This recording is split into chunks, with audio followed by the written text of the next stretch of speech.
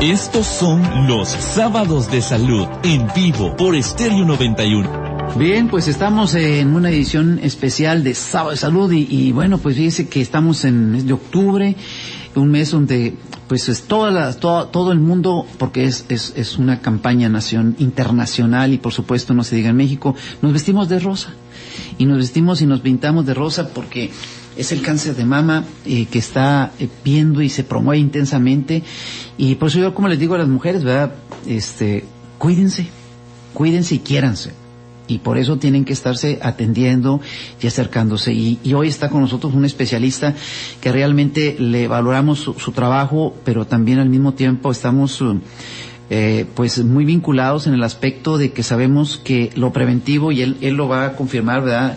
Si estamos en lo correcto, en lo que estamos diciendo, es lo que puede salvar vida. Y estamos con el doctor Gustavo Ruiz, él es oncólogo especializado y quien pues aparte tiene funciones por todos lados y está al pendiente de muchas pacientes de la ciudad, hombres y mujeres, pero ahora pues en especial con las mujeres, y vamos a tratar el cáncer de mama, ¿verdad? Que nos dará todas las características, y es importante, señoras, damas, pues jovencitas y de todo, ¿verdad? Yo creo que esto es así es. Y ahorita te voy a hacer una pregunta sobre los hombres, porque hablando de cáncer de mama.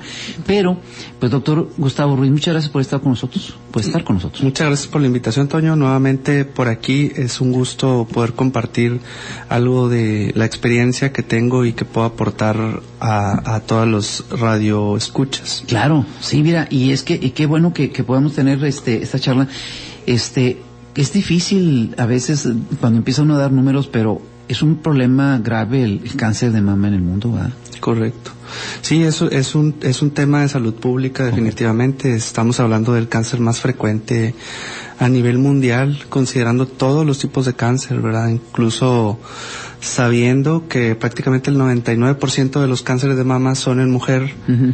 El hecho de que sea el cáncer más frecuente, pues nos hace saber que es una enfermedad que tiene una alta prevalencia, ¿verdad? Una alta incidencia, sobre todo, ¿verdad?, de nuestra población, y que afecta a todos los estratos sociales, todas las edades, básicamente. Bueno, parece que prácticamente la mujer en la edad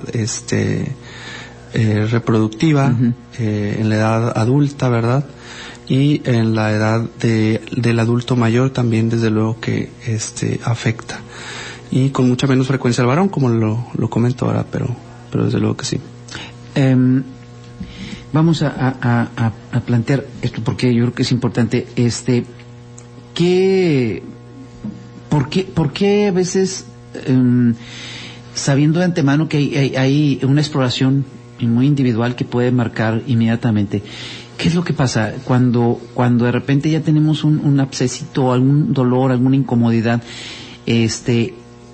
y de repente decimos, ¿a dónde? Y ya empieza a hacer los estudios y todo, y se confirma? Claro. ¿Hay posibilidades aún con todas esas condiciones de que, por lo que haya pasado, de un rescate, de poder decir, es el momento de atenderse y salir adelante? ¿Es factible con los tratamientos?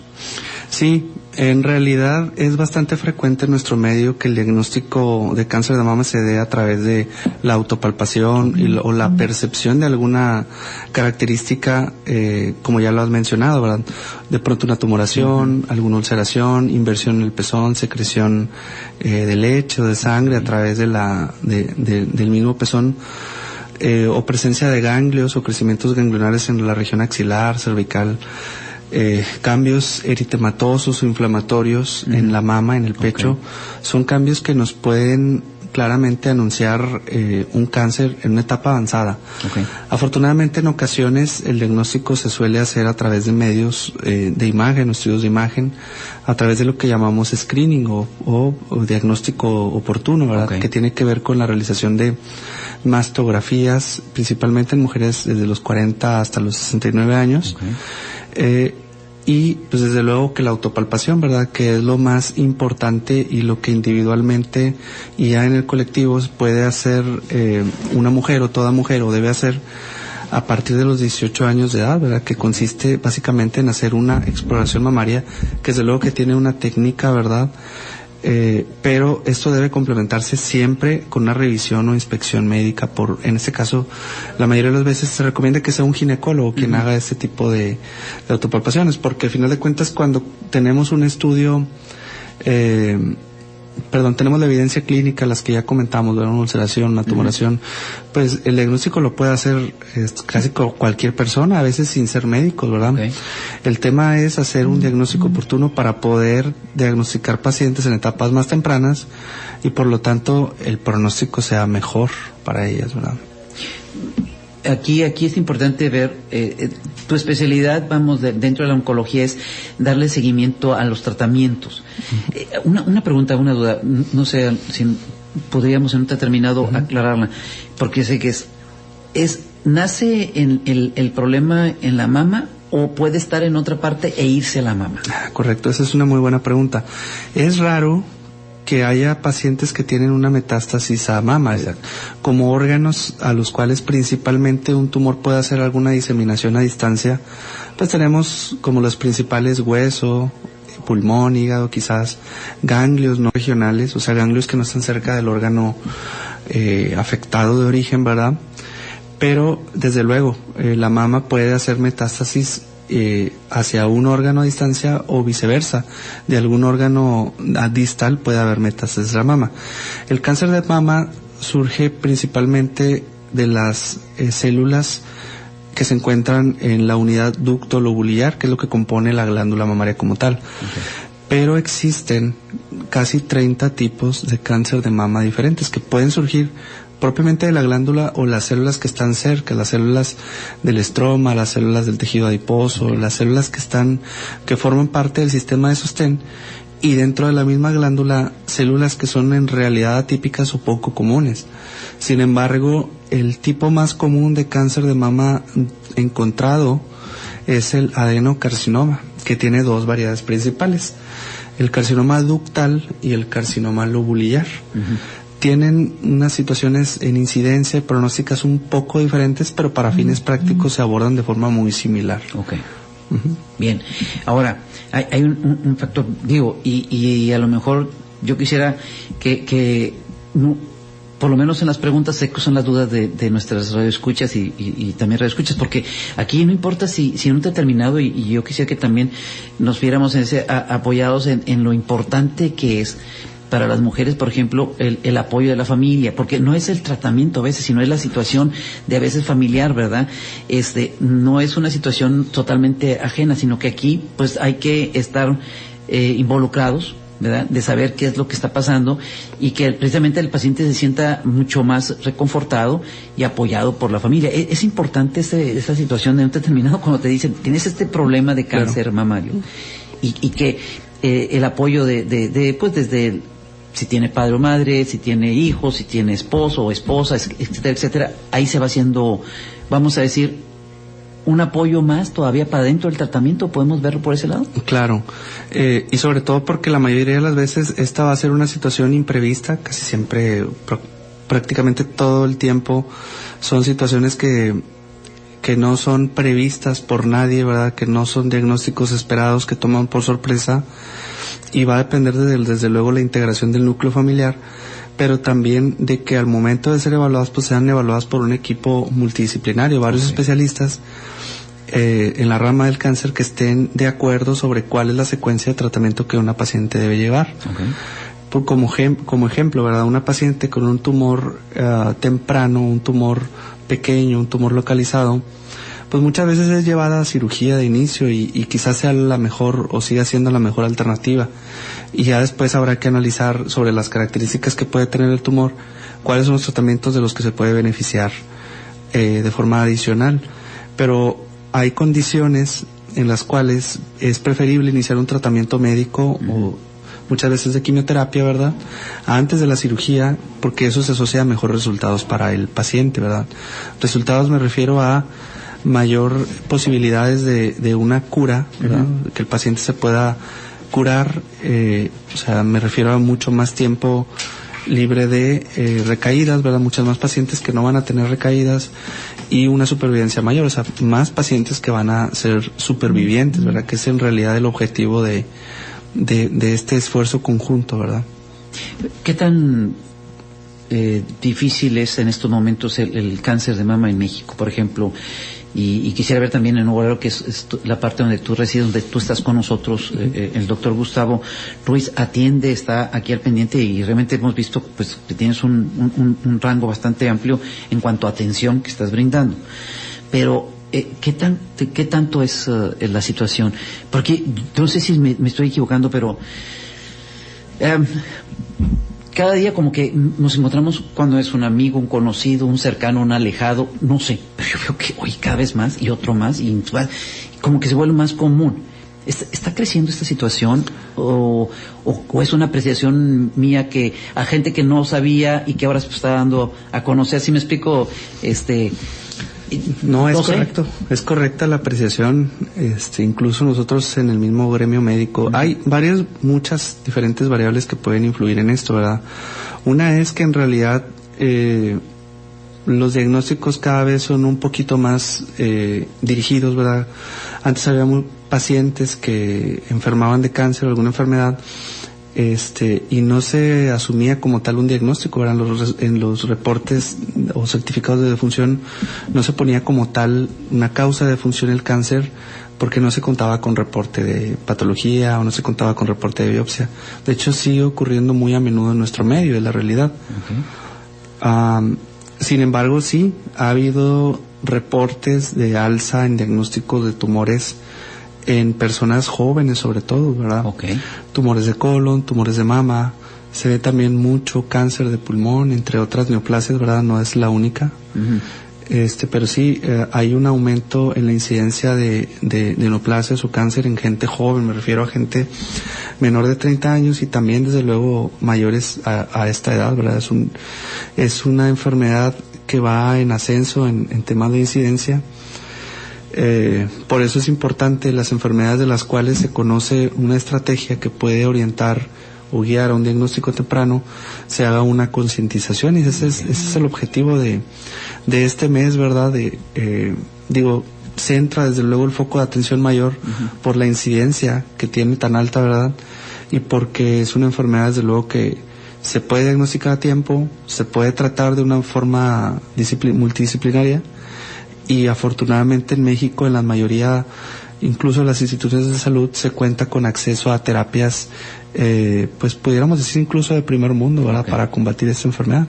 Eso es algo que a los oncólogos médicos nos alegra mucho, porque nos permite usar muchas más herramientas para tratar a las pacientes, ¿verdad? Afectadas. Entonces sí estamos viendo que es una incidencia que va aumentando. En este mes hacemos una promoción intensa, ¿verdad? Y hagas estudios, vea usted, tiene alguna situación, como que se intensifica. Pero realmente es de todos los meses, ¿no? Todo el año debemos estar activos en esto. Correcto. Sí, desde luego debe ser un esfuerzo permanente, ¿verdad? De concientización.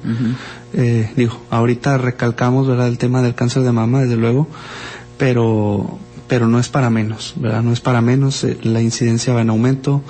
Me platicabas o me preguntabas más bien cuál era el panorama que teníamos en México, sí, o aquí en Nuevo Laredo. Respecto al panorama mundial, lo pudiéramos considerar compararlo con los países del primer mundo, ¿verdad? Hay un aumento, hay una cantidad mayor de pacientes diagnosticadas en lo que llamamos enfermedad localmente avanzada o enfermedad avanzada o metastásica. Okay.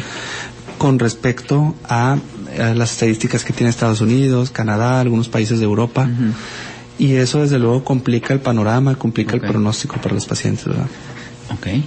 O sea, sí estamos en una situación en Nuevo Laredo, por ejemplo, que estás aquí muy pendiente, porque tú estás muy pendiente. Sí. Vamos con situaciones de que sí tenemos, ¿hay estadísticas? Estadísticas como tal, yo no las tengo propias de aquí de Nuevo Laredo. Okay. Sería bueno tener una base de datos para saber cómo estamos, ¿verdad? Pero ¿es el momento a lo mejor? Seguro que sí, ¿verdad? Pero en México en general, el panorama actual, prácticamente el 40% de las pacientes son diagnosticadas en una etapa localmente avanzada. Okay.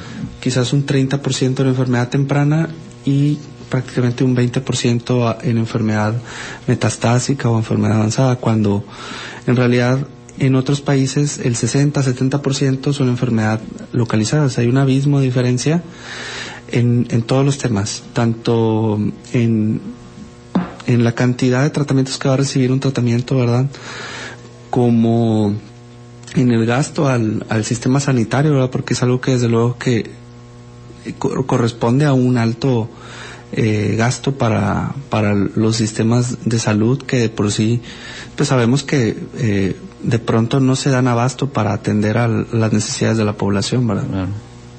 ¿Cuánto, qué difícil, ¿verdad? Vemos, por ejemplo, como en otros países han crecido tanto con estos problemas que hay ahora estudios que se hacen, que antes eran pagados, que hoy por hoy son gratuitos porque salen mejor diagnosticarlos a tiempo que ponerlos en tratamiento, ¿no? Claro. Sí, desde luego, ese es un tema importante, ¿verdad?, para la inversión en el sector salud, porque desde luego que un caso diagnosticado a tiempo, además de que a la paciente le va a ir mejor, ¿verdad?, en temas de mayores posibilidades de curación, incluso a veces la sola cirugía puede ser suficiente, a diferencia de una paciente que se diagnostica en una etapa avanzada que requiere una serie de quimioterapias, tratamientos diferentes, tratamientos a largo plazo, muchas veces radiaciones, cambia completamente, ¿verdad?, el gasto que se puede generar, ¿verdad?, derivado de eso. Y digo, es por eso que en realidad la mastografía se empieza, como ya te comenté, en torno a los 40 años de edad para la población general, pero sí debe empezar antes para aquellas pacientes que tienen un cierto riesgo, ¿verdad?, por antecedentes familiares, de pronto la tía, la abuela, la mamá tuvieron cáncer de mama a una edad temprana, pues eso obliga a hacer los estudios diagnósticos con hasta 10 años de anticipación. Y hay condiciones genéticas, por ahí creo haberlo comentado en algún programa, específicas en las cuales existe susceptibilidad para el cáncer de mama y ovario, como es la mutación de un gen que se llama BRCA1 y BRCA2. Okay. De ahí en fuera, bueno, por eso la importancia de la autopalpación, de la concientización, de tener presente todo el tiempo, ¿verdad?, que la paciente debe conocer su cuerpo, pero no debemos omitir el chequeo médico, porque se han hecho estudios que incluso haciendo una buena concientización y educación en la paciente, pueden haber ciertas tasas de lo que llamamos falsos positivos, que quiere decir que también si esto no se lleva junto con un chequeo médico de rutina, uh-huh, pues esto puede llevar a la realización de más biopsias de las necesarias, ¿verdad?, con resultados que al final de cuentas van a ser negativos, pero que van a representar pues una incisión, una punción, una muestra innecesaria. Entonces todo esto debe ser de la mano con el médico, ¿verdad? Al igual, las mastografías no se hacen antes por los cambios o las diferencias que tiene el tejido mamario de acuerdo a la edad. Una mujer joven, por ejemplo, tiene un tejido mamario más denso y en una mastografía no se va a apreciar bien alguna alteración. A diferencia de una mujer de una edad mayor, ¿verdad?, que hay un poquito más de laxitud en el tejido. Y en la mujer joven, por ejemplo, el ultrasonido puede ser el mejor aliado para hacer este estudio o acercamiento diagnóstico, ¿verdad?, en caso de que exista alguna sospecha. La resonancia magnética es un estudio más completo, definitivamente más caro y costo accesibilidad para llevarlo a un sistema de salud o escalarlo, seguramente no es conveniente, ¿verdad?, costo efectivo, pero puede ser un estudio de mucha ayuda ante dudas diagnósticas, ¿verdad? Sin necesidad de hacer a una... Sí, hay necesidad de exactamente. Eso puede ayudarnos a evitar hacer biopsias innecesarias cuando existen sospechas que no están bien fundamentadas, ¿verdad? O sea, vamos, que hay muchas alternativas para poder hacer estudios y estar tranquilos que vamos bien, o que hay una situación que sí se tiene que alertar. Correcto. ¿Cuántos estudios habría por hacer, que existen? Pues esos porque pudiéramos... ya veo que son varios, ¿verdad? La mastografía, que la primera que vimos, pero uh-huh, pero hay más. Pues lo inicial y lo primero es la concientización, la autopalpación, okay, el chequeo médico. Es de la casa. Claro, esa es propia, ¿verdad? Uh-huh. Y pues los estudios de imagen, como hemos comentado, mastografía y ultrasonido de acuerdo a la edad, resonancia solamente en casos de sospechas que no estén bien fundamentadas o dudas diagnósticas muy fuertes. Y bueno, luego viene el tema de la biopsia, ¿verdad? Hacer una biopsia que generalmente pues son biopsias, depende de la localización del tumor, puede ser una biopsia con una aguja, que se llama aguja Trucut, ¿verdad? Que es, básicamente es como sacar un corcho, ¿verdad? De tejido que se va a mandar pues a analizar, estudiar, o guiadas por arpón, ¿verdad? Para poder tomar una muestra o tener una muestra de tejido. Finalmente es el médico patólogo quien analiza y determina si existe este diagnóstico, ¿verdad? Y luego viene un tema interesante, que es un tema de el subtipo de cáncer, ¿verdad? Hay muchas pacientes que incluso llegan a la consulta y ya te preguntan, doctor, ¿qué subtipo de cáncer tengo, verdad? O te hablan de que es que a mí me diagnosticaron un triple negativo, me diagnosticaron un tumor luminal, y eso es un poquito complejo, pero tiene que ver con pruebas diagnósticas que hace el patólogo y que nos permite saber qué subtipo específico es, y de eso viene el tratamiento, ¿verdad? O sea, también que comentas es muy interesante, doctor Gustavo Ruiz, porque se ve que ya estamos también, así como podemos estar mucho en el extremo de la ignorancia, del conocimiento, de la falta, que ese es nuestro programa. La intención es un programa de educación, de salud, un programa de orientación, pero ya ahorita estamos entendiendo que pues hay una serie de, nos estás dando una clase, vamos a decir, ¿verdad?, por decir algo, y sobre todo que en la casa escuchemos y podamos manejar esto con cotidianidad, pero significa que hay personas, mujeres que probablemente, y hombres también, pero mujeres que llegan ya con ciertos conceptos muy bien definidos, sí, que conocen, que a lo mejor sobre la marcha han estado aprendiendo, ¿no? Claro. Que pues se enteran y pues traen esa situación. Hay cosas genéticas definitivamente que tenemos que considerar aquí. ¿Es el factor también que se considera el de mama? Sí. Mucho. En realidad es poco si lo comparamos con otras enfermedades, como puede ser cáncer de colon, por ejemplo, ¿verdad? Como pueden ser algunos otros tipos de cáncer. Aquí en mama, la mayoría de las veces hay multifactorial, y pues desde luego hay predisposición genética que no está bien definida como tal, como una enfermedad que siga un patrón, ¿verdad? Que tú puedas predecir la seguridad con la que esa persona puede tener una variante de cáncer. Sí lo es, por ejemplo, para esta variante BRCA, que es bastante sonada. No sé si lo comentaba por ahí en algún programa, el caso muy sonado de Angelina Jolie, que se operó ambos pechos, ¿verdad? Se quitó sus ovarios. Ese es un caso muy conocido, ¿verdad? Sí, desde luego. ¿Es conveniente? En estos casos sí. Sí, es mejor. Sí, he tenido pacientes, por ejemplo, jóvenes con diagnóstico de cáncer de mama, solicito la prueba. En algunas sale positiva y bueno, ahí es un tema en el que también debe participar un genetista, ¿verdad? Claro. Que es un especialista en genética, en genes, enfermedades. Y bueno, viene la parte del consejo genético, ¿verdad? Bueno, ¿cuál es la probabilidad de que mi hermana, por ejemplo, o mis hijas, por ejemplo, tengan cáncer de mama, cáncer de ovario? Y tomando en cuenta eso, pues se puede considerar hacer mastectomías, pues profilácticas, pudiéramos llamarles de esa manera, ¿verdad? Y pues el tema de retirar los ovarios o hacer las oforectomías, que es el término médico por el cual se le denomina, pues es un tema también delicado, sobre todo por temas de edad, reproducción, y porque básicamente estás llevando a la paciente a una menopausia anticipada, ¿verdad? Con todos los riesgos que ello conlleva.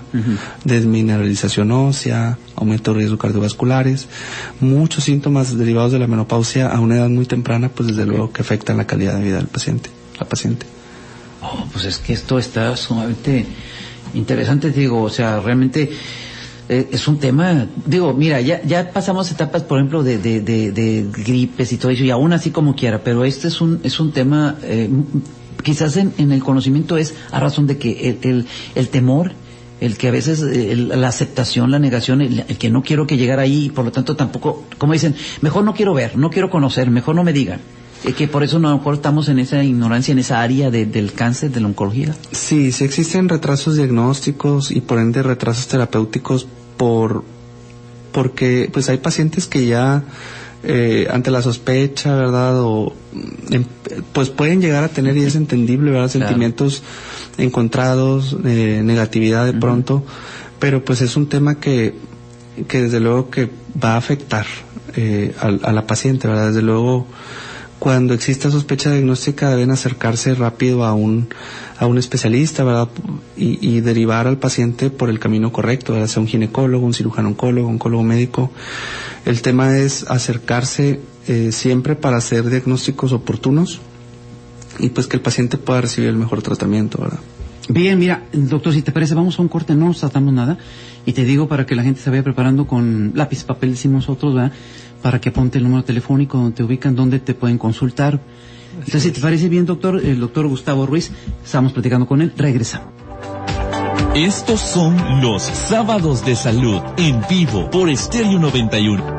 Bien, continuando, por supuesto, en Sábado Salud, y estamos con el doctor Gustavo Ruiz, especialista en oncología médica, certificado por el Consejo Mexicano de Oncología. A ver, doctor, ¿cómo te localizan?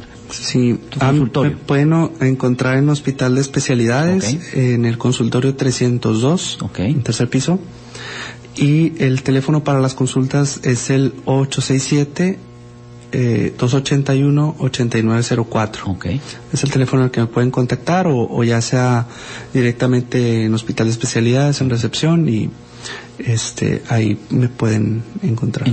Bueno, oye, y aquí tenemos esta información también la tenemos en el 715-1111, usted que es un número rápido, y que aquí está nuestro equipo de recepcionistas que usted pregunta, quiero saber dónde localizo al doctor Gustavo Ruiz, nosotros lo vamos a dar, vamos a dar domicilios, teléfonos sin ningún problema.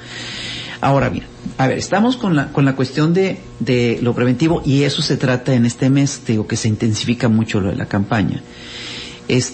¿Cada cuánto hay que estarse haciendo estas pruebas? ¿Realmente es una vez al mes o hay ciertas edades, por decir algo? Bueno, pues estoy en una edad muy joven, más joven, y a lo mejor mientras más me pasa el tiempo tengo que hacerlo más seguido, ¿o es suficiente una vez al año? Pues, la autopalpación debe ser en casa y sí se recomienda que sea una vez al mes.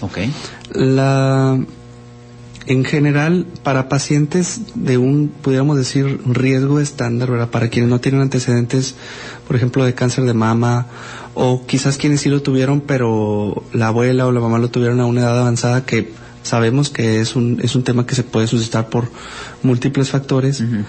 En realidad, la mastografía es a partir de los 40 años, y antes de esa edad, un estudio diagnóstico como ultrasonido generalmente está indicado solo ante la palpación de alguna lesión o algo sospechoso, porque en teoría pues el riesgo es muy bajo. Por ejemplo, la mastografía se indica a partir de esa edad, porque se ha visto que si se hace en mujeres más jóvenes, digamos de 39 a 35 años, o en grupos de 34 a 30 años, no tiene un rendimiento diagnóstico. O sea, debemos ver esto a lo mejor fríamente y puede sonar un poquito difícil, pero el objetivo de esto es ahora sí que diagnósticos tempranos, ¿verdad? Y por ende poder capitalizar en un menor gasto a los servicios de salud.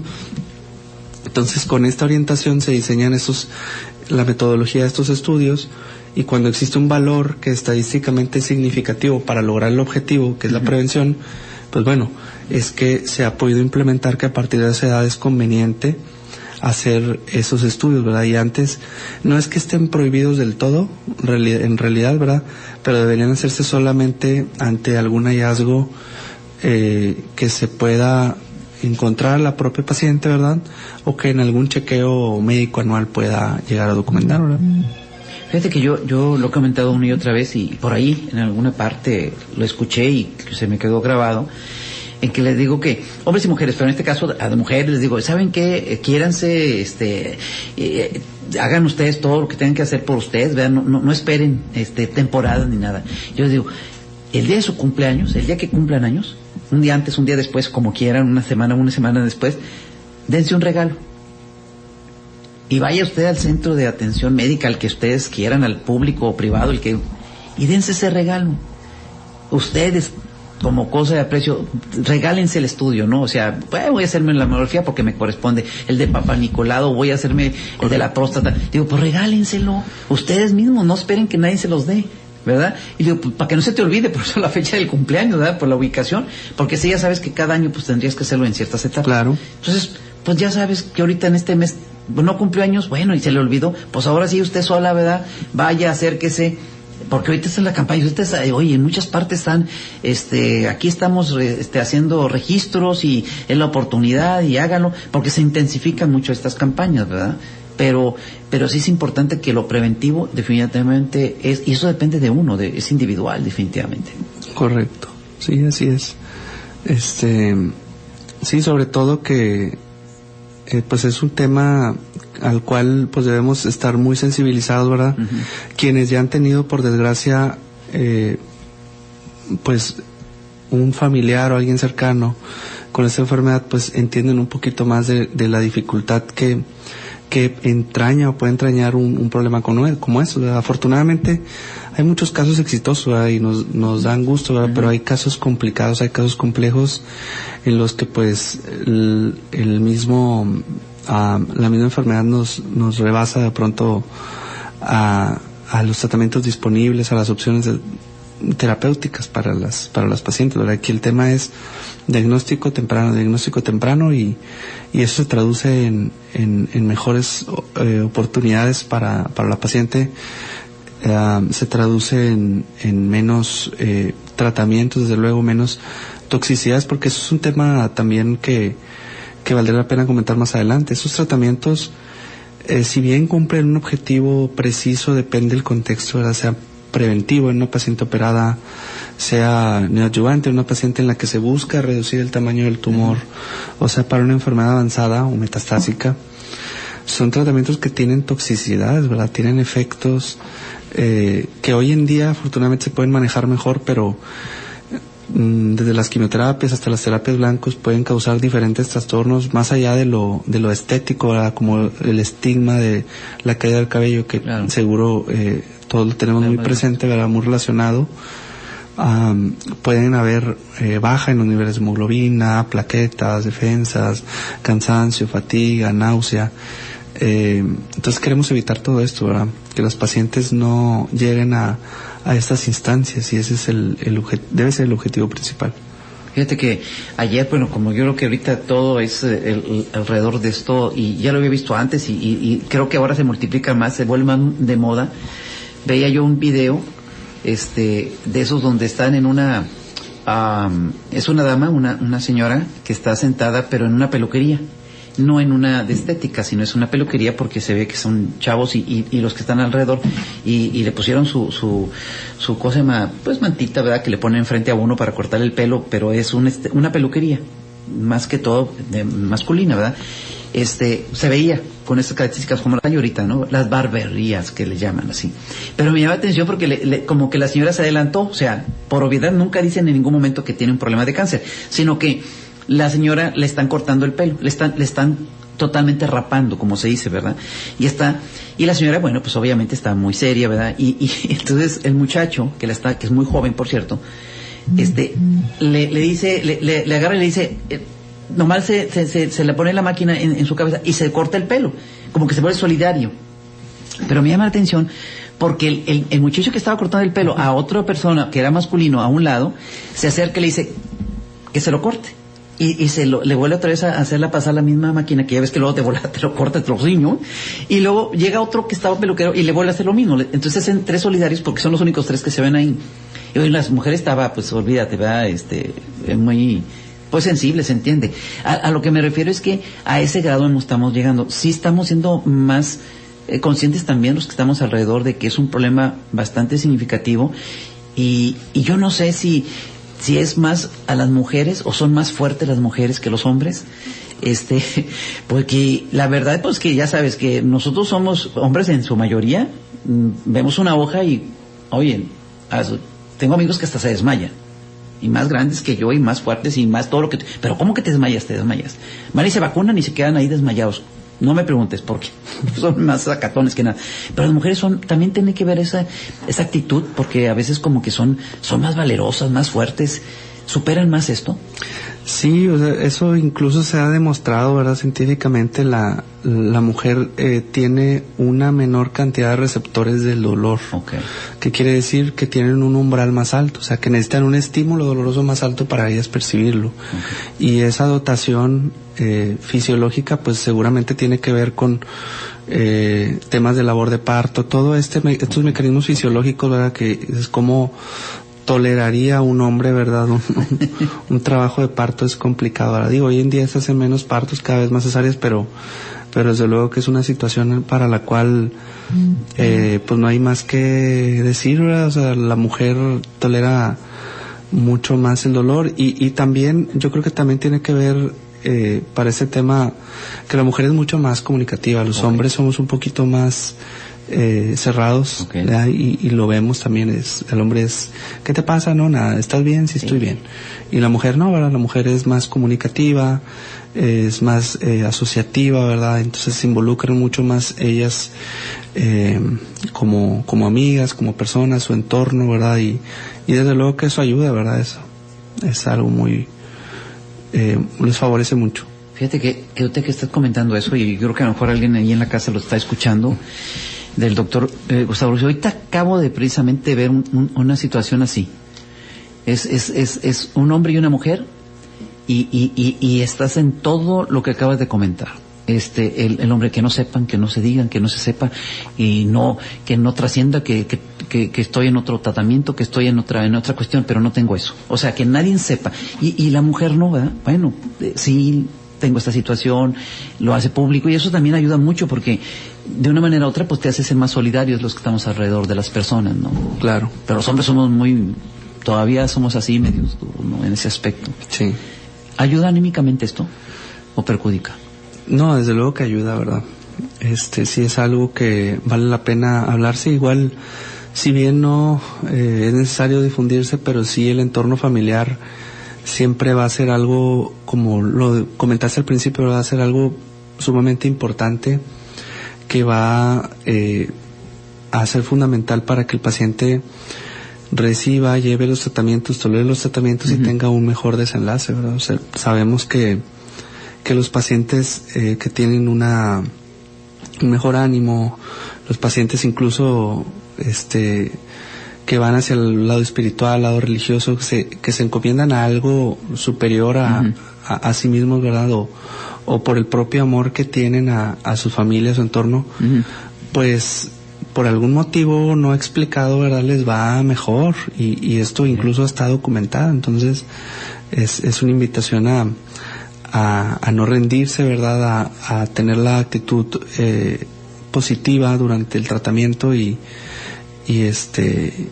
eso desde luego que es la mejor encomienda que pueden seguir, ¿verdad? La espiritualidad sirve, sí. La fe, ¿verdad? Claro. Que esa nunca hay que perderla, no importa de cuál sea. Eso es importante.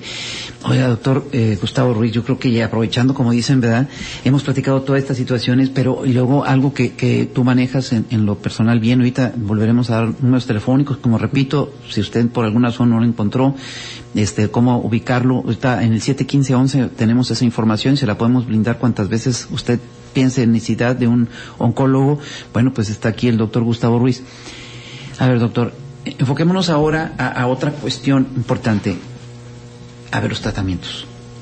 ¿Qué tanto han avanzado y qué tratamientos hay específicamente, por decir algo, con el cáncer en general, pero vamos también con los de mama?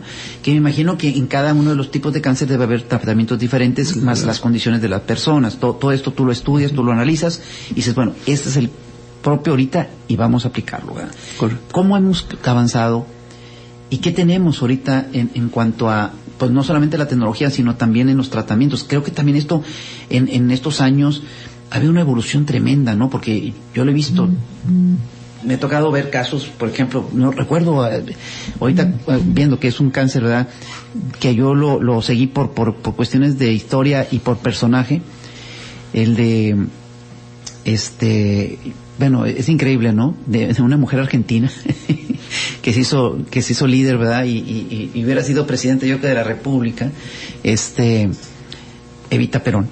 Sí. Y yo recuerdo, y toda su documentación, porque yo fui muy apegado a estudiarla, y vi cómo fueron todas sus etapas, pero me enfoqué mucho en la cuestión médica por los tratamientos muy agresivos. Y todo lo resistió, realmente. Pero de esa época ahora, que me ha tocado por alguna razón estar cerca en ver tratamientos y eso, oye, hay mucha diferencia. Sí. Una evolución tremenda, ¿no?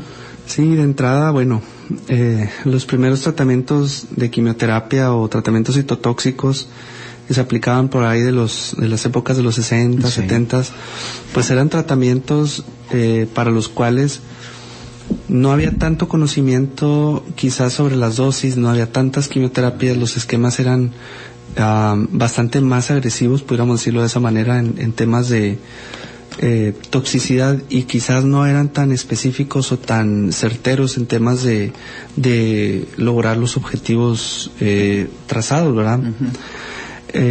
No había tantos medicamentos, por ejemplo, para el tratamiento de náusea, vómito, que es un tema importante. Había pacientes que se internaban en hospital para recibir los tratamientos y permanecían con medicamentos prácticamente de forma continua hasta que pudieran ceder todos estos efectos derivados de la quimioterapia, ¿verdad? Y afortunadamente los tratamientos han ido evolucionando, los esquemas, las combinaciones, las dosis, desde luego, y nuevos tratamientos diferentes a las quimioterapias, ¿verdad? Terapia blanco, inmunoterapia, hormonoterapia, son tratamientos que además han venido a complementar esta asociación de las quimioterapias, estos tratamientos de quimioterapia, ¿verdad? Y bueno, para partir o para elegir un tratamiento, en realidad se tiene que conocer, como ya lo comentamos, ¿verdad?, qué tipo o más bien qué subtipo de cáncer de mama se trata. Básicamente se analizan 3 receptores diferentes: estrógenos, progesteronas y otro que es un poquito complejo, pero se llama HER2. El conocimiento sobre si el tipo de célula expresa, o más bien sobreexpresa o no, cada uno de estos marcadores nos permite tener a grandes rasgos 3 subtipos de cáncer. Uno que son los luminales, o se llaman hormonales, y principalmente nos apoyamos con el uso de hormonoterapia, pero también llegan a requerir quimioterapia. Otro que es el triple negativo, que es básicamente con quimioterapia e inmunoterapia recientemente. Y el otro que es el HER2 sobreexpresado, que usa o se vale el tratamiento médico a través de quimioterapia y otra terapia que se llama terapia blanco, ¿verdad? O terapia blanco molecular, o terapia específica, que es una terapia dirigida básicamente. Entonces, depende en realidad de muchas circunstancias. La etapa, quiere decir el tamaño del tumor, las características descritas por el patólogo, la afección o no de ganglios regionales, axilares en este caso, hablando de mama, o la presencia o ausencia de metástasis, van a dictar el orden, la secuencia de tratamiento, cómo es que lo vamos a ir llevando, ¿verdad? Una pregunta, y a veces escuchamos el término quimio y radio. ¿Cuál es la diferencia entre uno y cuándo se aplica uno? La quimioterapia, al igual que la terapia blanco, que la hormonoterapia y la inmunoterapia, se engloban en un término que se llama terapia sistémica. Okay. Y esos son tratamientos médicos intravenosos o tomados o inyectados o subcutáneos, que básicamente una vez que entran al cuerpo circulan por el torrente sanguíneo y hacen su efecto a nivel sistémico, por eso se le llama terapia sistémica. En cambio, la radioterapia, aunque es muy diferente a la cirugía, pero estas dos comparten algo en común, que son terapias localizadas. O sea, sí hay situaciones específicas en las que una paciente con metástasis o con lesiones a distancia se puede llevar a cirugía. Por ejemplo, no me quiero salir tanto de la pregunta, pero una paciente, no sé, con un tumor de mama y una sola lesión en hígado, a veces puede ser operada y se puede aparte quitar esa única lesión, o 2 o 3 si son pequeñas en hígado o en algún órgano, en condiciones muy cuidadas, ¿verdad? Pero generalmente y clásicamente la cirugía y la radiación se consideran tratamientos radicales que se usan para un área específica. O sea, la radiación, ¿qué es la radiación? Bueno, pues es energía, es un haz de luz que está generado a través de radiación ionizante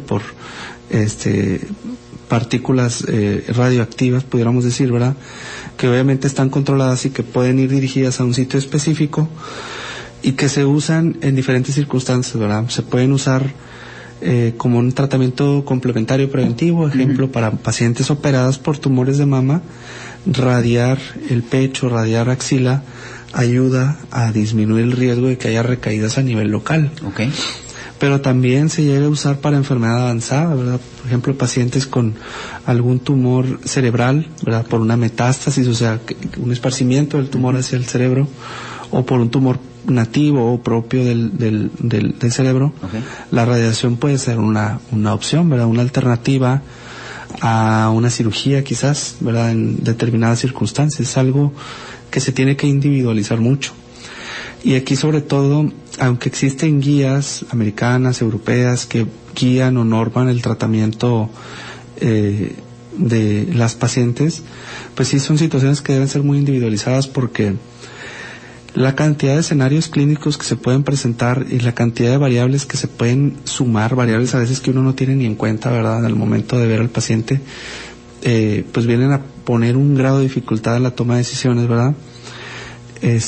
Pero afortunadamente, y a veces nos podemos valer de muchas de estas estrategias, ¿verdad? De primero de tratamiento, luego opero, luego de radiación, o al revés, o cambias la secuencia de tratamientos o el tipo de tratamientos, y hay pacientes afortunadamente que pueden llegar a tener desenlaces pues muy buenos, ¿verdad? Okay. Curación incluso, ¿verdad? Siempre cuando vemos tratamientos, es algo que a veces nos asusta. Y digo, lo decimos en el aspecto de que como vemos mucho a veces, porque estamos muy sensibilizados por situaciones que vemos vamos a hacerlo en cuestiones prácticas, ¿verdad? ¿Qué es lo que percibimos? Pues el internet, las web, las plataformas, y nos vamos a películas y nos vamos a telenovelas, y lo primero que se nos viene es... me va a acabar, me va a matar, si no me mató el cáncer me va a matar el tratamiento, ¿no? Pero he visto yo también esa evolución de que ha habido cada cosa, por ejemplo, el pelo, ya no es tan, hay formas de que hay esos tratamientos ya no te hacen que se te caiga el pelo. Te digo, a veces he visto mujeres que yo me adelanto, por si acaso. No quiero que se me adelgace y se cortan su pelito y se adelantan. Sí. Pero hacen porque ellos quieren, ¿verdad? ¿Sí me explico? Sí, es increíble. Claro. Sí, es por el estigma que existe alrededor, ¿verdad? Y sobre todo por el tema de que, pues muchas veces en series, en películas, pues esto se presta para la dramatización, claro, en realidad, y bueno, no tengo nada en contra de eso, pero siempre debe ser algo guiado por el médico. Sí me ha tocado pacientes, por ejemplo, que antes de empezar un tratamiento se han llegado a cortar el cabello, y pues yo con toda la pena les he tenido que decir, no sabe qué, es que su tratamiento no va a ser el de las quimioterapias, por ejemplo, ¿verdad? O no afecta la caída del cabello, porque hay tratamientos que no afectan la caída del cabello, ¿verdad? Y hay también, máquinas, ¿verdad?, que pueden ayudar a través del enfriamiento del cuero cabelludo durante la infusión de tratamiento, a disminuir por la compresión capilar. O sea, cuando nosotros estamos expuestos al frío, nuestros vasos se contraen, ¿verdad? Entonces esa contracción a nivel del cuero cabelludo hace que el tratamiento durante la infusión llegue en menor cantidad y por ende haya menos caída de cabello. No es del todo, pudiéramos, ahora sí que 100% infalible por varias situaciones. De entrada, tener, pues ahora sí que un casco con hielo, ¿verdad? Okay. Que es una temperatura tan baja, pues puede ser incómodo, y hay pacientes que no lo toleran, y es entendible. Y también, bueno, pues no previenen la caída al 100% del cabello. O sea, hay pacientes que pueden tener muy poca caída, y hay pacientes que pueden tener pues algo más de la que quizás hubieran previsto, ¿verdad? Y no, pues bueno, no hay gran diferencia, ¿verdad? Claro. Depende de cada caso. Es que eso es lo interesante, por ejemplo, también la agresividad, por ejemplo, de los efectos que se tienen de esos vómitos tan agresivos, que han encontrado tratamientos para contrarrestar, para apoyar, y lo que queremos es que nuestros amigos radioescuchas sepan que en Nuevo Laredo tenemos personas como especialistas que saben qué están haciendo, qué es lo que hay que hacer. Te voy a decir algo que a lo mejor tú ni estás enterado. Fíjate que yo me encontré una persona que está en tratamiento contigo. Y me lo encontré circunstancialmente en una sala. Y está encantada, ¿verdad? Es una mujer. Y me comenta ella, que antes de llegar contigo, inclusive estando contigo, buscaron otras alternativas en otras partes para ver qué tanto era la cuestión. Y su versión de ella fue que en todas partes dijeron, es que lo que le vamos a hacer aquí, en tal parte de Estados Unidos, en el norte, o lo que le vamos a hacer en el sur, en aquellos centros médicos, es lo mismo que le van a hacer en Laredo. Yo me llené de, mira, o sea, digo, eso es lo mismo. Nada más que lo único es el costo, la distancia, el tiempo que va a tardar usted en llegar, o sea, pero realmente eso que le están a ustedes haciendo es lo mejor que hay para su tratamiento de cáncer. Y a veces no nos damos cuenta, ¿verdad? A veces pensamos que no hay ese nivel de atención, que no hay ese nivel en esta ciudad. Digo, claro, ¿verdad? Es de verse y de estudiarse en los aspectos de ver, pero eso es bueno para nosotros en la ciudad, tener personas como ustedes que de una manera u otra sabemos que se documentan, están actualizados, certificados y que buscan lo mejor que pueda darse.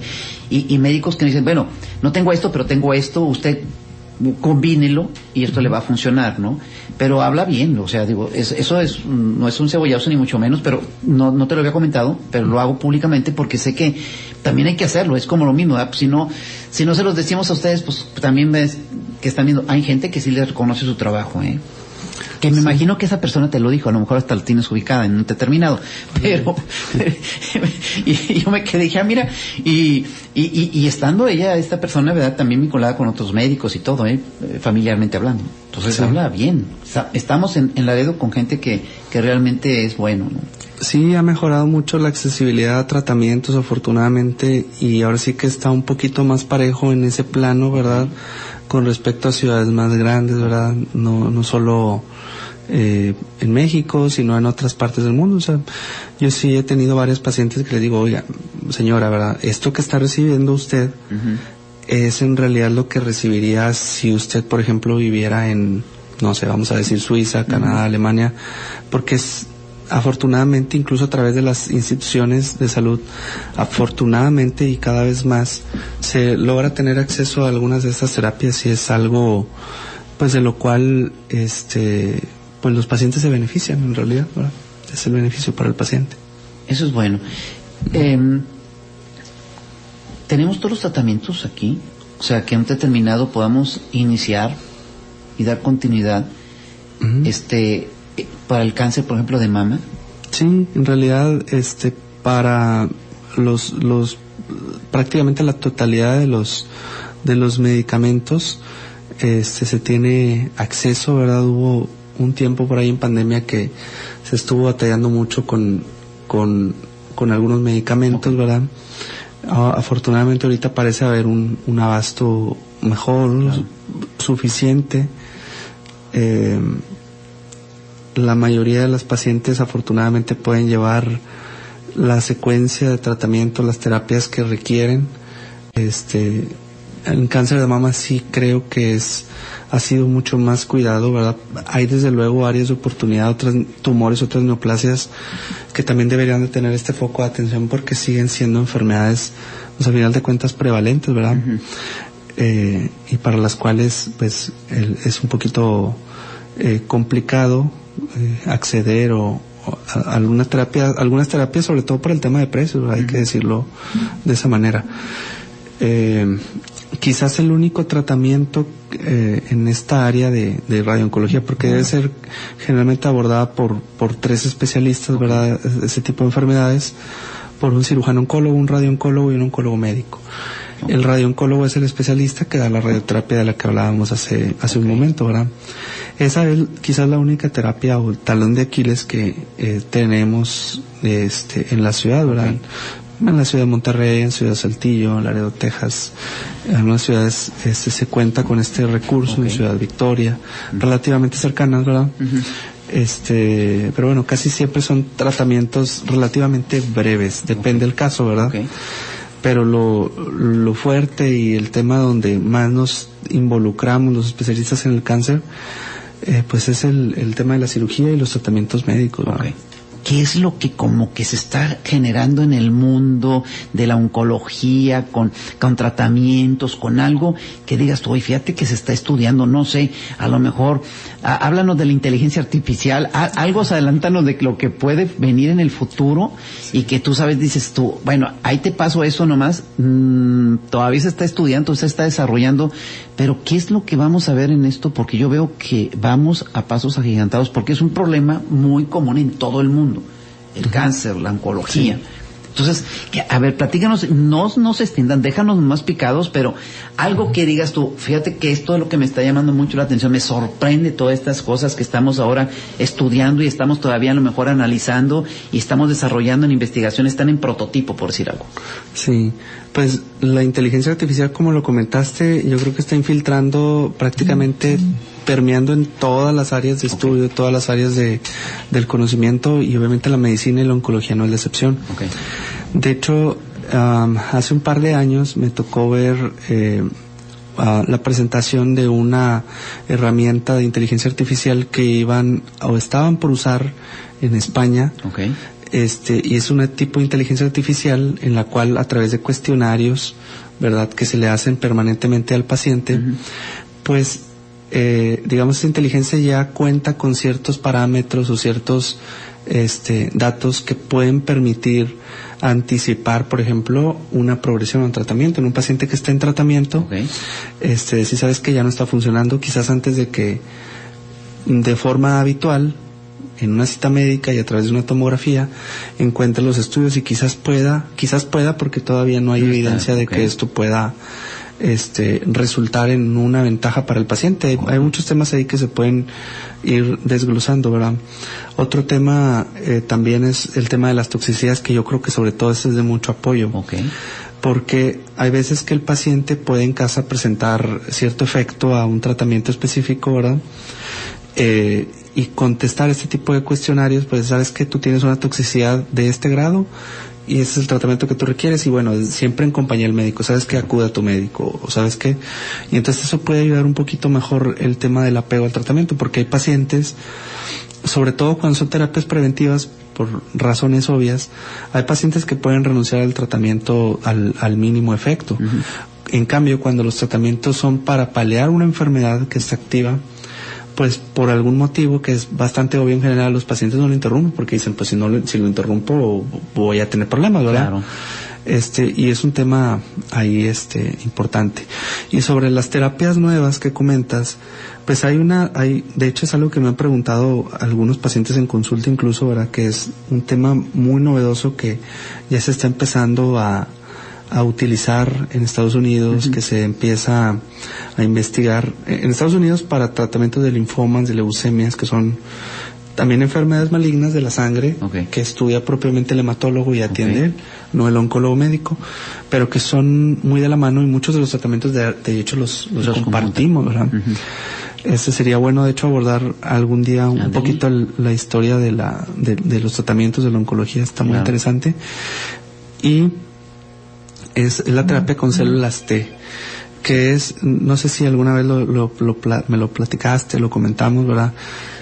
Que básicamente consiste en extraer de la sangre del propio paciente linfocitos T, ¿verdad? Que son células de defensa, que son llevadas, digamos, a un proceso de adoctrinamiento en el que se exponen a las marcadores, pudiéramos decir, a los antígenos que tienen las células tumorales. Entonces los activan contra ellos, porque lo que pasa aquí es que la mayoría de las veces el sistema inmunológico ha sido engañado, ¿verdad? por la célula tumoral, no lo reconoce como no propio y por ende no lo ataca, y entonces la célula sigue creciendo y dividiéndose y multiplicándose.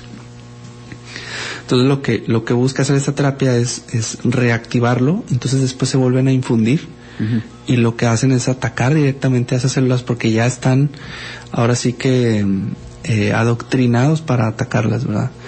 Entonces es una terapia que parece muy prometedora incluso para tumores sólidos como lo son el tipo de tumores que atiendo, ¿verdad? Ojo, hay temas aquí bien controvertidos porque cuando empiezan a haber terapias, por ejemplo en estudio, es menos probable, yo creo, hoy en día que suceda, pero ocurrió por ahí de los años 90, ¿verdad? Principios de los años 2000, un médico de Sudáfrica, ¿verdad?, que empezó a hacer en una clínica que con dudosa capacidad de certificación y todo esto, hacer algo que se llama trasplante de células hematopoyéticas, que es algo que se hace recurrentemente para algunos tipos de enfermedades hematológicas, linfomas, leucemias, donde reportaba pues tasas de curación altísimas. Y entonces ese doctor se hizo súper famoso incluso en el gremio médico, ¿verdad? Y cuando finalmente fueron a visitarlo para ver la calidad con la que se habían llevado todos estos protocolos, estudios, las evidencias, pues se dieron cuenta que él no contaba con esos archivos, esos expedientes, o sea, no había en realidad una documentación, evidencia, ¿verdad? Y al tiempo que él documentaba todos estos hallazgos, pues en Estados Unidos fueron naciendo un montón de clínicas que se dedicaban a esto. Y pues evidentemente en esas clínicas no se reproducía este resultado, ¿verdad? Y pues desde luego que son terapias caras y no solo tóxicas en tema económico, sino también toxicidad para el paciente, ¿verdad? O sea, los síntomas, los efectos que puede tener pues pueden ser un riesgo que no valga la pena correr. Entonces, pues todo tiene que llevar un proceso de estudio, ¿verdad? Yo siempre les digo a mis pacientes, ¿verdad?, cuando no veo que no hay, por ejemplo, alguna buena alternativa de tratamiento, ahora sí que en lo que existe, ¿verdad? Siempre trato de ver la posibilidad de incluirlos en un protocolo de investigación.